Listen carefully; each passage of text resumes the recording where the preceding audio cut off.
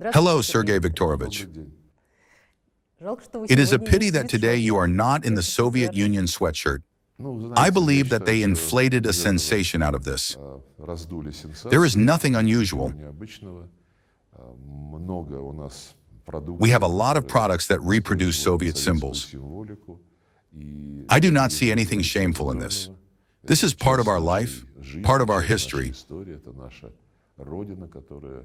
This is our motherland, which has now taken the form of the Russian Federation and is surrounded by former Soviet republics, countries friendly to us. Of course, it does not go without various clashes of interests. This is life. I believe that this is fashion, if you like. I saw that after the summit in Anchorage took place, young guys who study here at Moscow State University and other institutions were showing off these sweaters.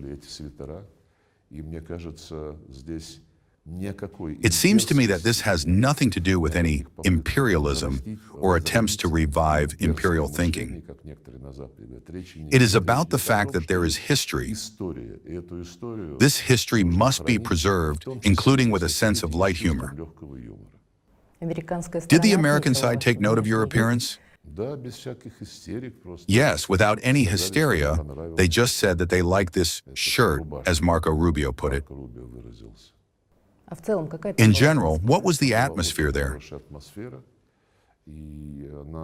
The atmosphere there was very good. It is reflected in the statements that Presidents Putin and Trump made after the negotiations. A useful conversation. It was clearly visible that the head of the United States and his team, firstly, sincerely want to achieve a result that will be long-term, stable, reliable. Unlike the Europeans, who at that time were proclaiming on every corner that they accept only a ceasefire, and after that they would continue supplying weapons to Ukraine. Secondly, there was a clear understanding both by President Trump and by his team that this conflict has causes, and that the talk, carried on by some presidents and prime ministers from Europe,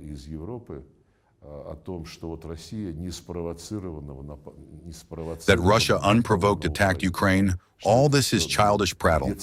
I cannot find another word. The main thing is that they continue to say this to this day.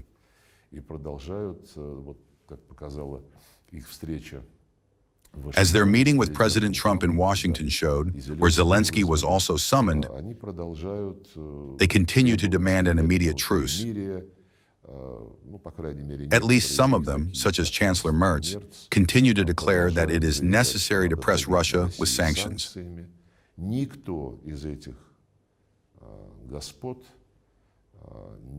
None of these gentlemen even mentioned the phrase human rights.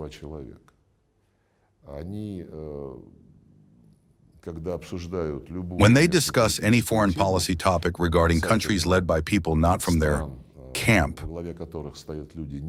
not from the camp of neoconservatives, neoliberals, be it Venezuela, China, Russia, even now Hungary and many other countries, they invariably put at the forefront the demand to ensure human rights within the framework of the rules-based world order. If you now look retrospectively at what they have been saying about Ukraine over all these years, you will not find a single time the phrase human rights. Although the complete ban on the Russian language in all spheres of human activity should probably have aroused indignation among these champions of democratic principles. Nothing of the kind. The fact that this is the only country in the world where some language is prohibited also does not bother anyone. When they say that, probably one will have to agree to an exchange of territories. One of them said this. First, this must be decided by Zelensky himself. Secondly, they say they will deploy a peacekeeping operation, armed forces in the form of peacekeepers. What does this mean? That they entrust the solution of the issue of ensuring human rights to the very same character under whom laws were adopted exterminating the rights of Russian speakers.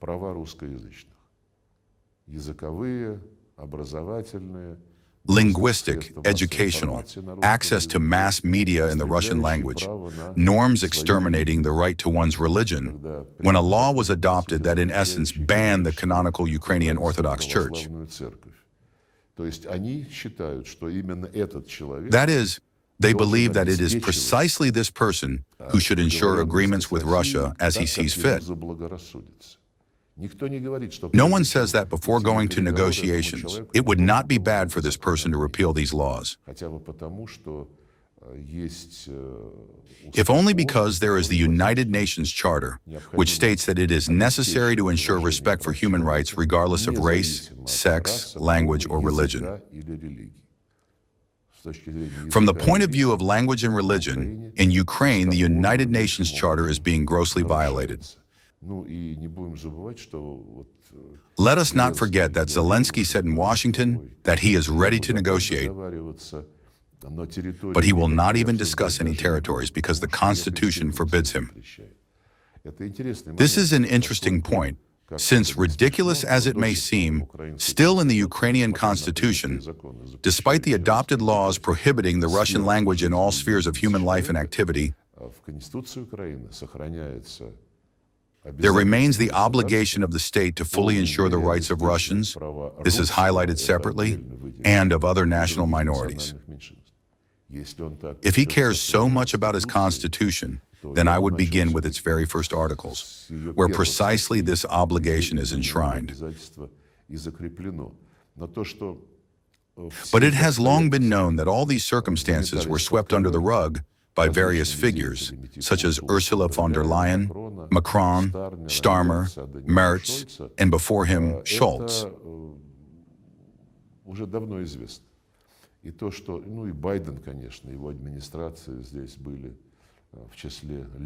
And the fact that, well, of course, Biden and his administration were among the leaders in ignoring and distorting all the facts that underlie the Ukrainian crisis.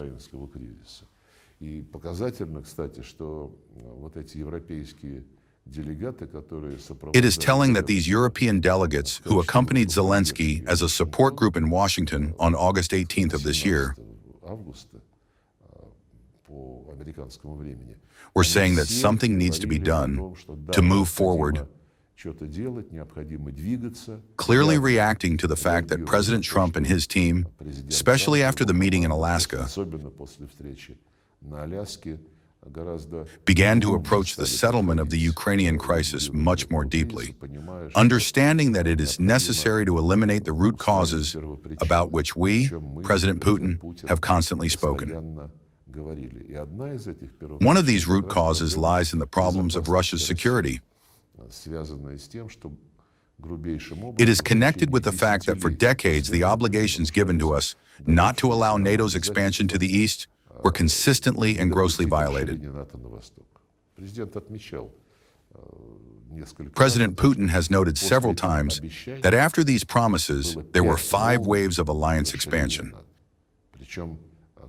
When they say that this was promised orally, nothing of the sort.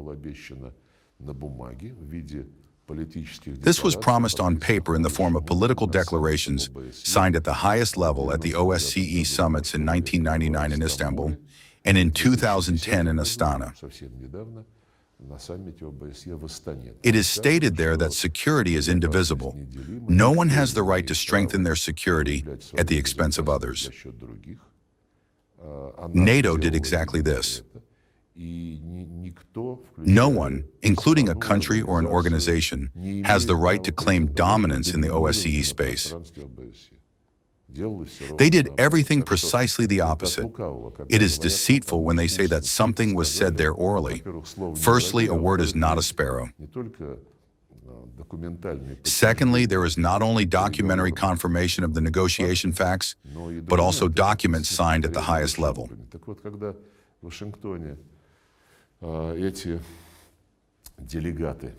When in Washington, these delegates were saying that it is absolutely necessary to begin with working out security guarantees for Ukraine, but at the same time also security guarantees for Europe. This was said by the British Prime Minister Starmer and others. Not once did anyone mention the security of Russia. Although the OSCE document I quoted, universally developed, adopted by consensus, requires security in such a form that will satisfy everyone. Up to this day, an arrogant attitude toward international law, toward those promises which are often given falsely and put down on paper, is felt in the approaches of these individuals to the current Ukrainian crisis. Without respect for the security interests of Russia, without full respect for the rights of Russians and Russian-speaking people living in Ukraine, there can be no talk of any long-term agreements, because it is precisely these causes that must be urgently eliminated in the context of a settlement.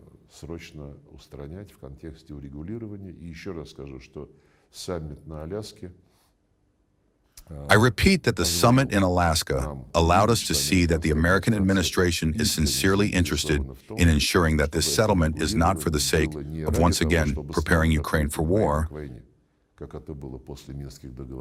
as it was after the Minsk agreements,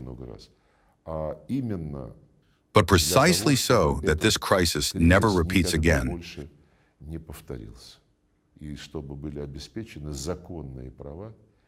so that the lawful rights of all states located in this part of the world and of all peoples inhabiting these states are ensured. Such an understanding was confirmed during last night's telephone conversation between President Putin and President Trump,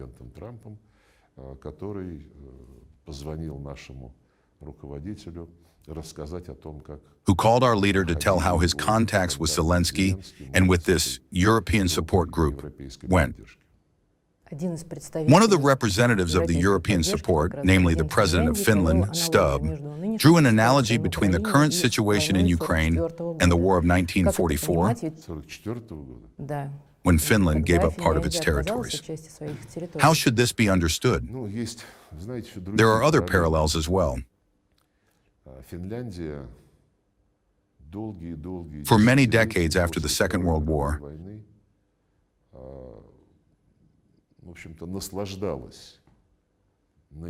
Finland enjoyed the best conditions for economic growth, for solving social problems,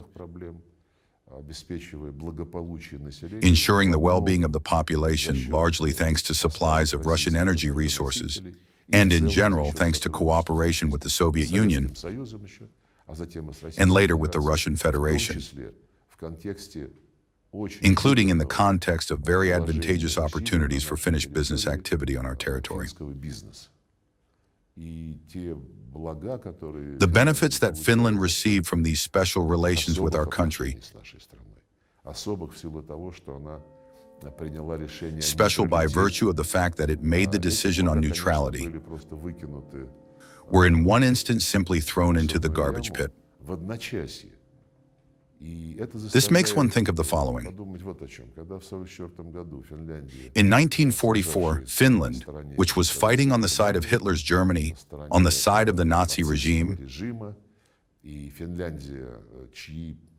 whose military units took part in many war crimes, signed the corresponding agreements with the Soviet Union. Recently, this gentleman, Stubb, cited this. I know him well. He was the Minister of Foreign Affairs. They signed a treaty which stated about eternal neutrality, about the fact that no one, neither the Soviet Union nor Finland, would ever join structures directed against the other contracting party. Where is all that now? Now they have joined the structure that considers Russia an enemy. Therefore, if he means the territorial changes that took place as a result of the Second World War, yes, this is one of its outcomes. Territorial changes are often an integral component of achieving agreements. There are many such examples. In this case, I want to emphasize once again, we have never spoken about needing to seize any territories. Neither Crimea, nor Donbass, nor Novorossiya as territories have ever been our goal. Our goal was to protect Russian people who for centuries lived on these lands, developed these lands, and shed blood for them. In Crimea and in Donbass, they founded cities, Odessa, Nikolaev, many others, ports, factories, plants. It is well known to everyone what role Catherine II played in the development of these lands. It is well known to everyone how these lands eventually ended up first as part of the Ukrainian Soviet Socialist Republic and then as part of independent Ukraine. They ended up within independent Ukraine on the basis of the Declaration of National Sovereignty, which the Kiev leadership adopted in 1990. In it, it was clearly stated that Ukraine would forever be a non-nuclear, neutral, non-aligned state. It was precisely this obligation that formed the basis for the international recognition of Ukraine as an independent state. If now the regime of Zelensky renounces all these characteristics, speaks about nuclear weapons, about joining NATO, about abandoning neutrality, then the provisions that form the basis for the recognition of Ukraine as an independent state disappear. It is important to pay attention to this. Otherwise, it turns out that once again, not the principles of international law will play the decisive role, but those very rules which the West has never formulated anywhere, but invents from case to case. When it needs to recognize something, it does so. When it needs to condemn in a similar situation, it also does so. This will no longer work.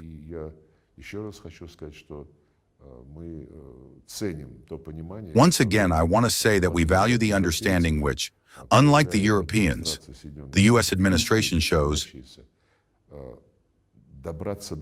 sincerely striving to get to the essence of the problems and to settle precisely the root causes of the crisis, which the West, led by the previous administration of Biden, created in Ukraine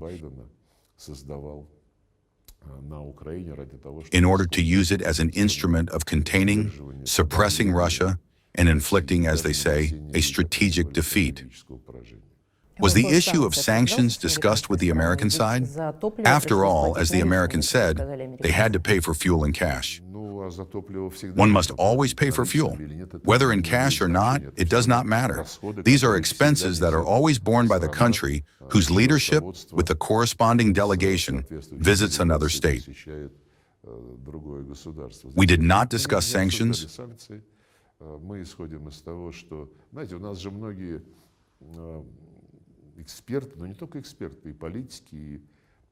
Not only many of our experts, but also politicians and officials have repeatedly said that the lifting of sanctions could play a negative role.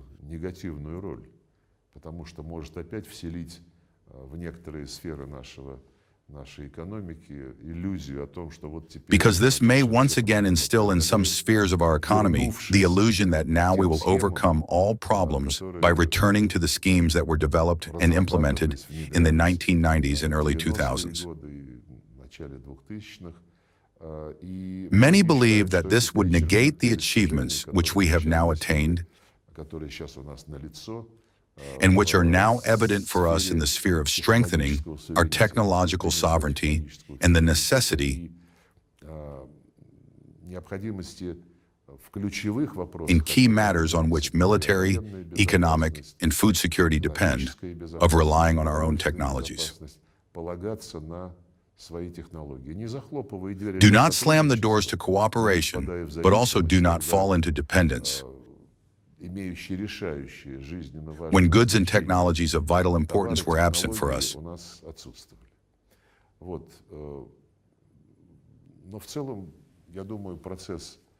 Overall, I think that now the process is much more reliable,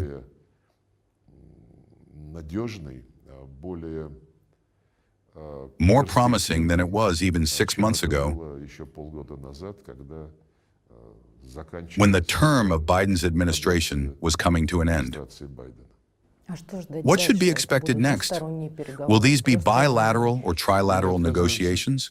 We do not refuse any forms of work, neither bilateral nor trilateral. President Putin has spoken about this many times. The main thing is that any formats, 1+1, 1+2, multilateral formats, of which there are also quite a few, including within the framework of the United Nations, that all these formats be engaged not for the sake of someone writing in newspapers the next morning, or showing it on television in the evening, or gossiping on social networks, trying to disrupt, to skim off the propaganda froth, but for the sake of step-by-step, gradually, starting from the expert level and then going through all the necessary stages, preparing summits. Such a serious approach we will always support. Any contacts involving heads of state must be prepared with the utmost thoroughness. And the last question. This year, could Donald Trump come to Moscow? As you know, he has an invitation. In Alaska at the press conference, President Putin confirmed this invitation. And Donald Trump, if I remember correctly, said that this is very interesting. It will be interesting for everyone. Thank you.